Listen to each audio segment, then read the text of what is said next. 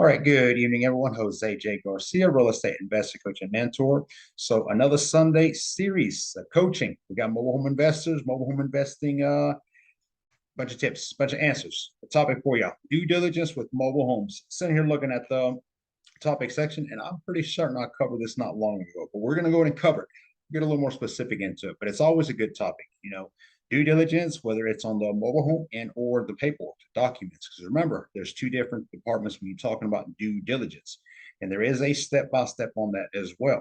As a matter of fact, I don't go into step number two unless I figure out step number one all around. So it's something that a lot of people do miss. Definitely, a lot of people rush into a deal. A lot of people, I think, a lot of investors or coming into the investing game into mobile homes, I think they're over rushing, over pressuring, and trying to make a deal that's not really a deal. We're seeing that quite a bit, a lot now here lately. And a lot of that, the same response is coming to us as well. There's not that many good deals out there. We're trying to get one and make it to a good deal. Look, one of the first mistakes that you can make is trying to make a deal that's not into one. Because if the numbers aren't there, if the numbers at ROIs don't check out, you have no business investing in that deal. It may take you a little bit longer, but do your time, do your research, do your homework, and a deal will come up. And again, don't forget every Tuesday at 7 p.m. EST time, we pitch deals, the best off-market deals. Our deals are, some have land, some can be moved, and some are inside a community, mobile home parks, where they are subleasing and investor friendly. So you have no excuse as to say, I cannot find a deal. If you don't know where to get started, how to get started, we coach you. Okay. I do coach and mentor many people. You can reach out to us and you can simply just join these calls we have on here. So that there's many, many ways. I'm having so many more meetings, live in-person events and RIAs and meetups, et cetera, et cetera. And it's like, the more and more I see this, I see how much easier it has become. Now, it's not easy. It takes work, but it is a lot easier than 7 years ago when I started. 7 years ago when I started, it seemed like nobody invested in mobile homes. What it was is it wasn't as many people, that's for sure, but it was very low key. He or she who invested in mobile homes kind of did it and just kind of just sailed under, if you will. So it was a lot of figuring out, a lot of stress, a lot of wheel turning, a lot of wheel spun, but we got to figure it out. And more so, we're bringing the best and the most value to you all. So we're trying to make this easier for you. So again, no excuse. It is as simple as some of you just need to tune in and join. I can do so much, cover some of these topics, but I can't get you to join. Then, we're back to square one. So let's get on with this topic. Great topic, like I mentioned. I'm pretty certain I've covered some of these here recently, and you can always go back to our YouTube, GarciaMHG.com. Check out our YouTube, even the podcast there, and you'll see a lot of the same, a lot of the coachings that you'll see in some of these similar to. But let me get started. So let's see. And make sure you stay towards the end so that you can also hear some of the announcements that we got. We got a lot of stuff coming up, so you definitely don't want to miss out on that. All right, due diligence on mobile homes. So 2 steps. We're going to jump right on into it, okay? You have the physical, which is the mobile home. I want to do a thorough due diligence on the mobile home, which can involve the electrical, the plumbing, the roof. Now, those three are the biggest and most expensive they can be if it means all around having to redo, for instance, okay? If I have to put an entire electrical all throughout the home, maybe the previous owner or the previous seller or whoever it is, maybe all the above happened or maybe was stripped out from. That's an issue and definitely something that you have to rewire the entire property. It is not just even the material and the labor on that, but just remember that to put a whole new wiring throughout the mobile home, you got now new damages. The contractor, the electrician's got to tear through walls to be able to put this wiring and put it all together. So there's a lot more wear, tear, damages, and even expenses than just saying just the material and the labor. You're gonna have to do a whole lot of wall work, a lot of painting, a lot of cleanup, post the electrician. So just 1 minute, and we'll talk about plumbing as well and roofing. But again, I don't want to get into that yet. Okay, a lot of people are checking this out, and I'm glad. You do need to do that. You need to walk them through. You need to go and observe them. You need to get all the details, year, make, models, the VIN numbers if you can. Is there title, et cetera, et cetera. But what I'm going to do first is I'm going to start with the due diligence on the legality side. The biggest difference between real property, real estate, and mobile homes, personal property is how you do closings, how you do due diligence, and the paperwork that it takes to closings. Mobile homes are personal property, meaning that they're much like a vehicle, a car, a boat, a motorcycle, okay? What happens is you do the closings just like you would on those, more into a DMV, into a tax assessor's office, into a tag department. Okay, that is where you would do your closings, or you should be doing them anyway. We have other areas where we can conduct all the above and do them in our offices, but we've been doing this for a while. So I suggest and encourage any of you who are new to do it in the right department, at least getting started until you get familiar to how you need to do all the above. Okay. But talking about the paperwork, the tax, the title. So what is it that you need to check? Okay. The main topics of are taxes, liens, lot rents. Now, lot rents is not part of documents, but it is part of the property because of where the community or mobile home park where it is located. So what happens is if there's expenses, back owed lot rent, for instance, okay, that's something that you as a new buyer is going to have to come in and you're going to have to pay. Anything that mobile home owes on, whether it's a lien, whether it's taxes, whether it's lot rent, if you buy it, okay, if you buy it, you have the title, now you're the proud owner, congratulations, but you also bought yourself a lien. You also bought yourself some debt. Okay, hope I'm making sense when I'm saying that, and that's why I stress so much the due diligence. It is not a rushed process that you do on this.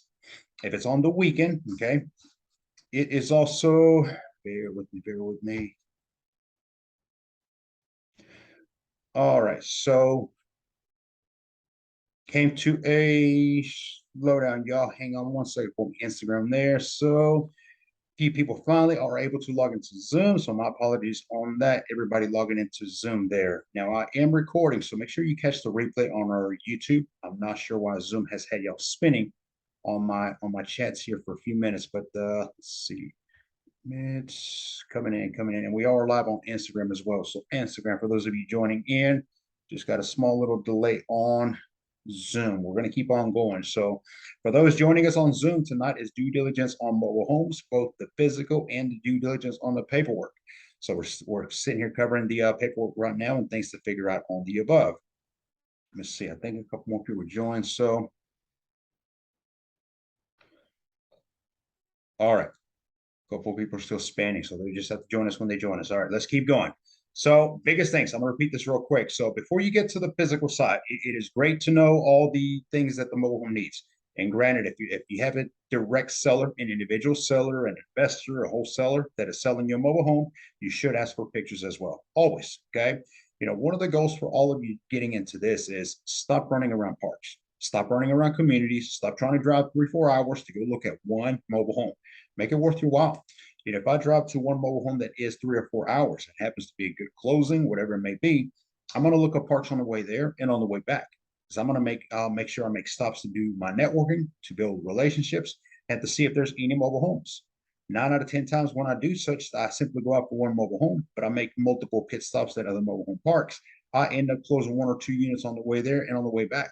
So it can be done. Build relationships. Maybe they're not a seller today, maybe tomorrow, but it's one of those things you do. But you need to start looking at some of these pictures and start learning how to do a due diligence based on pictures. Okay. Now that takes time. It takes efforts. Obviously, you have to keep seeing the same thing over and over, which is why I say the more you can spend time now looking in and out of mobile homes, that's really going to speed up the process for that. Being able to know what you're looking at, if you will. Okay. Mobile homes, different years, different makes. I mean, they are slight differently, but they're all built very similar. Unless you start getting into from 70, 80, 90s, and they're looking to some 2020s, 2022s, you know, you're looking at a house inside of a mobile home. So quite a bit of difference, but we're talking big, big difference. As an investor, I do not know why you would need a brand new mobile home. So, you know, unless it's trying to package a deal, mobile home and land deal, that's also possible as well. But we'll leave that for another call. So taxes, liens, lot rents, and title availability, all the above. It is okay if one, two, or all are not there or not checked out, but it's all part of the negotiation. Okay. I don't pay people's taxes. I don't pay people's liens, and I don't pay people's lot rents. That is the absolute no. Now, 9 out of 10 sellers are gonna lie to you. I say that repeatedly, and I say for a reason. I have been lied over, and over. Okay. If somebody owes on any of the above, you will be responsible as the new buyer. So you have to be able to know how to do the above. All it takes is a few phone calls. That's it. If I'm worried about the taxes, and you should be, okay, I'm going to call that county tag registration office and ask them. Okay. Now they are limited a lot of times as to what they can give you information. So, you know, it's all how you come across, it's what you ask. You know, if you're sitting there asking, hey, I need to get information on somebody's home, make sure they're paying taxes, that's not going to go very well for you. Why? Because they cannot give you somebody else's personal business, is what they're going to say. Now, if you make it about them and how you're making it a win-win for them, they're going to be a little more willing. Hey, I'm looking to buy the mobile home over at 123 Johnson Road at slot A, et cetera, et cetera. Before I do buy it, though, I want to make sure that the taxes are paid up to date. Because if not, I want to come see you and take care of that first front. Think they may be a little more willing to give you that. Absolutely. Oh, yes. Here's what it is. And they'll tell you this year's past due, last year's past due, and guess what? It is up for a tax sale. Now, a lot of counties, if you visit we use some systems online, qpublic.net. That's more for figuring out what the year, make, models, the identifications, and description of the mobile homes are. But similar to you have for, and this goes for property, it goes for houses, stick built, commercial, and mobile homes. You can log on to online, again, some counties, and you can look up for free. You can simply go and act though as if you're going to make a payment on the taxes that are due, or just even check on them. What the counties do is they make it really simple.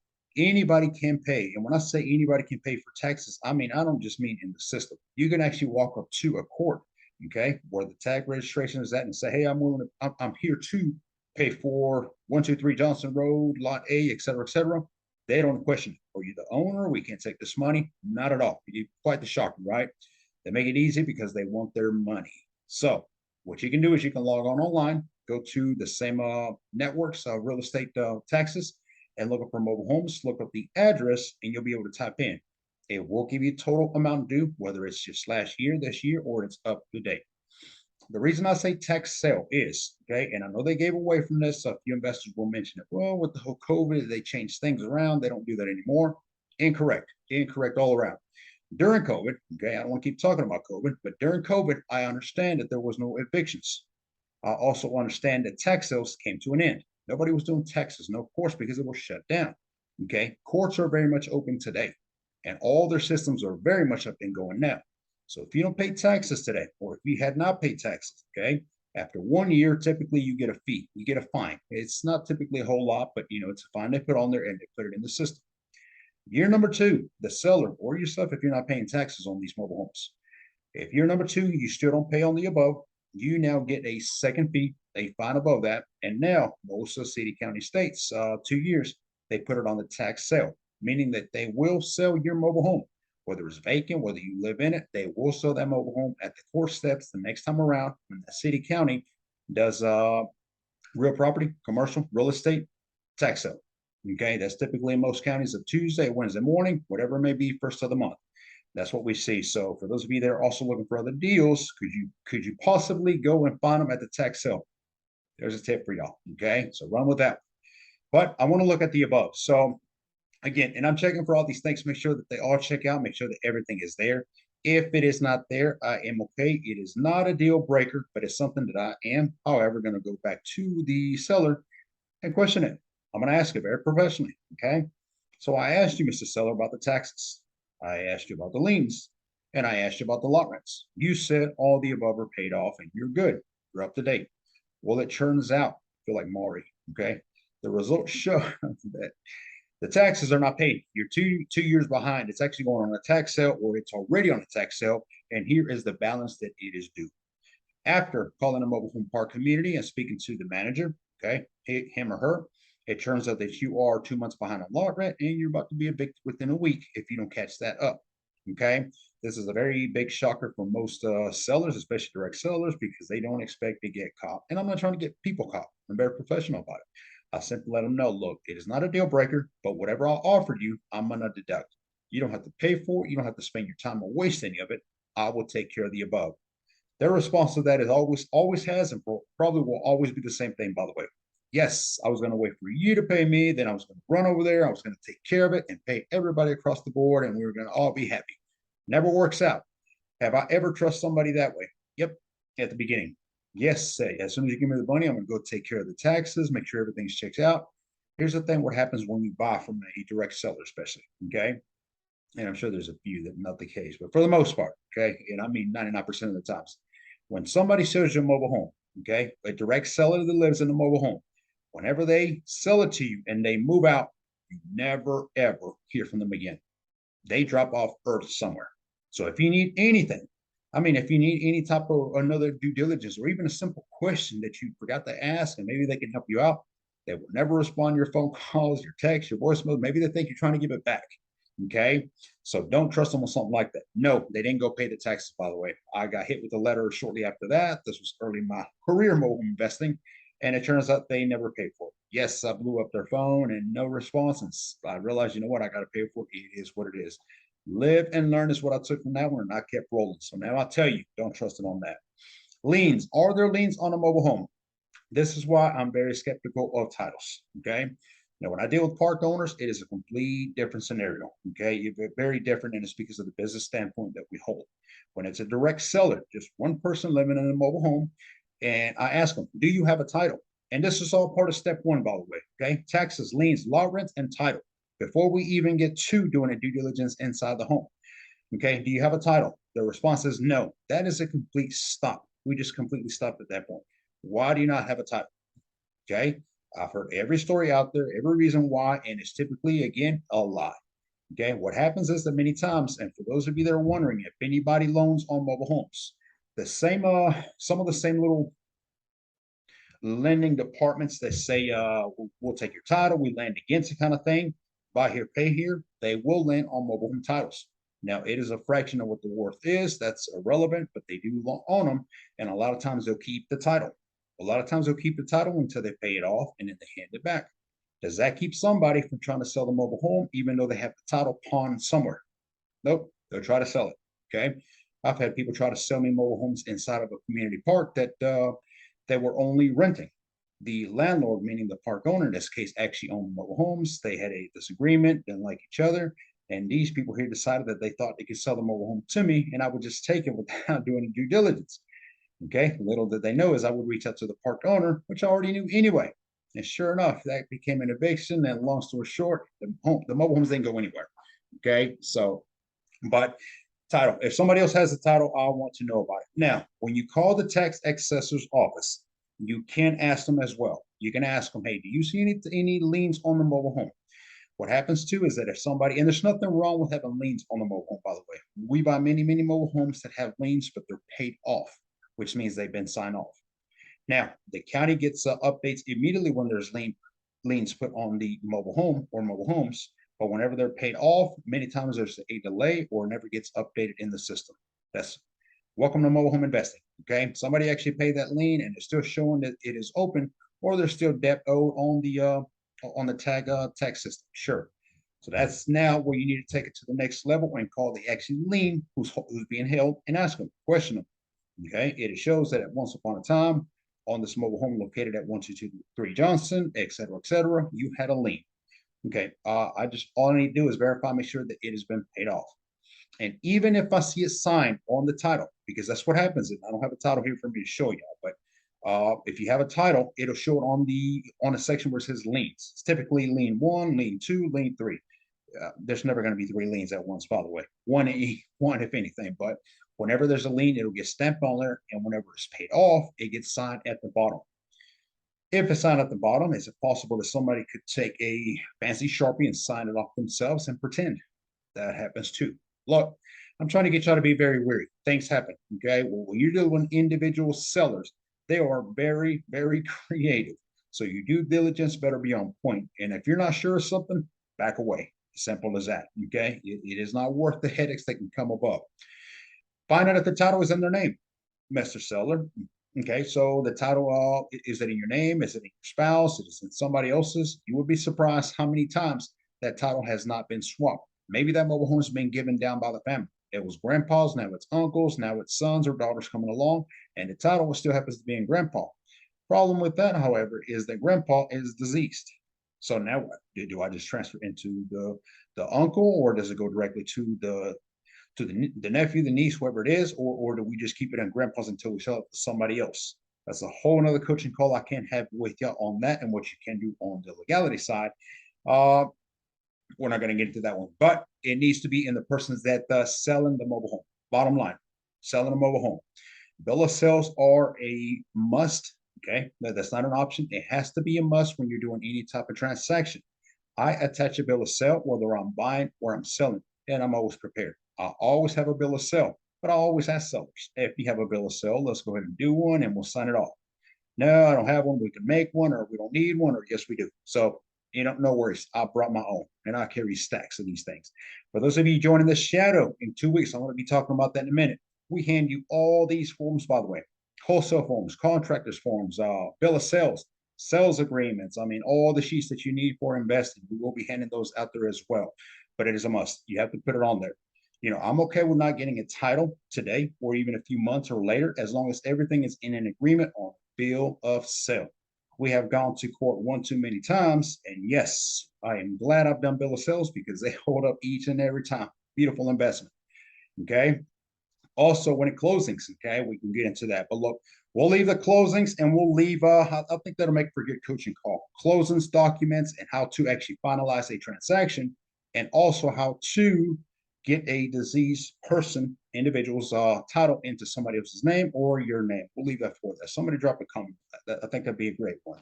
Let me see real quick if any questions. I don't see anything on Instagram yet. People are still spending on Zoom, guys. My apologies. I don't know. We have the business Zoom, so we pay for this. We figured it work a lot better, but it does not. So I do record these calls. They will get posted up. We'll post it here in a few minutes, as a matter of fact, because so many people are spinning on here. So I actually got one of the speakers that's supposed to be at the shadow. He's spinning, so I'm not sure. Okay. Once we've done all the due diligence on the documents, paperwork, everything checks out. Now I can spend some time. Okay. Because I don't want y'all to spend so much time on one mobile home deal that may not even be a deal. Now, imagine if you do that backwards, okay? And you start looking at the pictures, you start doing all kinds of reviews on the plumbing, the electrical, the roofing, the walls, the painting, everything you need. You don't spend 3, 4 days only to find out, oh, the seller doesn't even have the title. You see what I mean? That's a lot of allocated time. You're using it for practice, have at it if if you get good practice out of that. But that's a lot of time spent, okay? For those of you that are trying to get into mobile home investing and you want to walk in and out of mobile homes, you can just visit your nearest mobile home park. Okay. How do you know where there's a mobile home park? Google it, search it. Okay. If there is a laundromat or a Walmart, there is a mobile home park within 5 miles. So if you know of any of those, you're within a park. You can find it. Okay. But then we'll talk about the above. And also, one of the things I want to cover when you are doing due diligence, it's not going to be on this call, it's also the biggest difference, okay? Because we're talking about roofing. What is the biggest difference between a shingle roof and a metal roof? Okay. What about a pitched roof? Is it more expensive to rehab the above? What is the typical cost of the above if we're trying to mix the difference or versus one or the other? Now, my favorite, if you follow us on here, you've heard me say it repeatedly over and over, is metal on metal. Why do y'all think metal on metal is my favorite? Okay. It is, I would say the late 70s, early 80s are probably some of the toughest built mobile homes, period. I mean, those things are solid. It is like a box. It's very, very stern, very well built, and they last forever. A lot of people say mobile homes don't last over 15 years. I cannot say that for the 2022 model Fleetwoods I'm seeing. Hope Fleetwood ain't listening into this call, but the 70s, 80 models, they're going to be here for a long, long time. Those things are very solid. So I like metal on metal simply because of how easy, how much more affordable the rehab is all around, inside out. Brand new roof on a mobile home, metal on metal, it is a fraction of what a shingle will be. But again, we'll save that a little bit more on the above for the next coaching call. So any questions, y'all drop them on here. Zoom, the people that are able to log into, just unmute yourself if you have that. But it is being recorded. I want to also advertise this for YouTube for tomorrow morning. So a couple things. Let's talk about the upcoming event, okay? And here is a new plan for. Remember, we're always coming up with new plans, new events, new coachings, new investments, and that's typically covered on Saturday mornings at 10 a.m. So always join us. But the next Saturday morning, September 24th, we are going to be doing a mobile home walkthrough on a piece of parcel, real estate, land and mobile home package. It is a double wide. So it is not only a mobile home, but it is on individual piece of land. What happens when you retire a mobile home to a piece of land, meaning you make it part of the deed, is you convert it into real estate, real property. So we're going to be doing a walkthrough on that. Now, the level ups that we came up with we were pushing very strongly to build relationships. That's always the goal. I don't want a group of people in a room that are just yippee yappy talking. I want real true investors that are trying to make a difference, trying to bring value to the table and actually take action within mobile homes. Remember, when you invest in mobile homes, you're immediately giving back. When you get done with that mobile home, you are going to sell it, to rent it, to whichever exit strategy, to somebody in need of affordability housing, because that's what mobile home investing is. So, the first level up, we were pushing for a lot more of that typical RIA, but also connecting, building relationships, and also coaching people. There's always a topic that we cover. The topic we'll be covering at this Saturday is going to be closings, documents, which we have the investor who's actually doing the mobile home walkthrough. It is his investment. He is a GMHU shadow student of ours. He is doing phenomenal. So he will be walking us through his property. That will be in North Atlanta. Now, the following after that, which is 7 days after that, it is the shadow event. Okay. The first 2-day event is also the last shadow of the year. I'll talk about that slightly, how many we can expect the following year. It used to be once a month. I don't know how we were able to conduct so many, but it's not going to happen at this point. So 2-day event. The first day is all day classroom sitting where we're going to have speakers. They're already, guys, everybody's already set for that event. So should all of y'all. There are limited seats available for that one. So definitely sign up, GarciaMHU.com. But the speakers are going to be talking about LLCs, corporations, okay? Cash flow. They're going to be talking about creative financing, using credit cards to invest in mobile homes. And yes, I use credit cards. I use PayPal to invest on the mobile home itself, okay? To invest on the rehab, on the labor, on the holding, on the utilities, all the above. PayPal has been a friend. I'll say that. But it's all how you work it, and it's all how you put your credit cards together, if you will. He will be covering the above. We have our insurance agent who we work directly with on many of the mobile homes we invest in. Yes, insurance is a must. It's not an option. He will be there to cover the policies, whether you're a landlord, maybe just renting it, maybe you're creating a note financing, or you're actually doing a rehab. During the rehab, you should have a policy. Absolutely. So many topics on the above on that. Day number 2, okay, I will be covering step by step how to invest in mobile homes, leads, marketing, advertising, okay, how to make offers. What is your MAO, maximum allowed offer? How to talk to sellers, 3 individual type of sellers when it comes to mobile homes. Okay, you have a park owner, park manager, and direct seller, which could be a investor, a wholesaler, or somebody that lives in a mobile home. It's usually the hardest to talk to, by the way, on that as well. Handyman, contractors, which will have all the above at the event. There will be handyman, there will be contractors, there will be park owners, there will be park managers, and we will be taking a day out to the field where I'm going to take you in and out of mobile homes inside communities where I will show you this is what a distressed mobile home looks like that's been sitting for X amount of time. We'll walk you through another one that's going to be getting rehab. We'll walk you through another one that's already ready for the market, and many more. How to grade mobile home parks. Why should you invest in certain communities? Know the market numbers, know the ROIs. There's so many little moving parts in there that all of you need to know. That's what we'll be covering. Now, back to the level ups. Here is a schedule moving forward after the shadow. So it is going to be 2 level ups once a month, typically the 3rd or the 4th week of the month. The first 2 will be a conference, more like a ballroom teaching, coaching, meetup, RIA type. The 3rd one is going to be a mobile home walkthrough. So it most likely will be one of our investors, our students who will be there to walk through our mobile homes. And we'll be talking about a topic and obviously coaching them and walking them step by step, and then followed by a shadow. So that is kind of the goal on that. We are working on a calendar at this time. Our I team is putting a calendar together where every month you'll be able to pull it up and see every event happening from Zoom, virtual to live in person, and or whatever we're working on. So, all right. So that does it for tonight's coaching call. I hope y'all found it productive. Again, I hate some of you weren't able to log on to Zoom, still spinning, but we'll look into that for sure. The call will be posted on our YouTube. So if you did miss some of it, all of it, you can catch them on there as early as tomorrow morning. So Instagram, thank you all for joining me at this evening. Zoom, the same for y'all. Have a great evening, and we'll see y'all Tuesday night.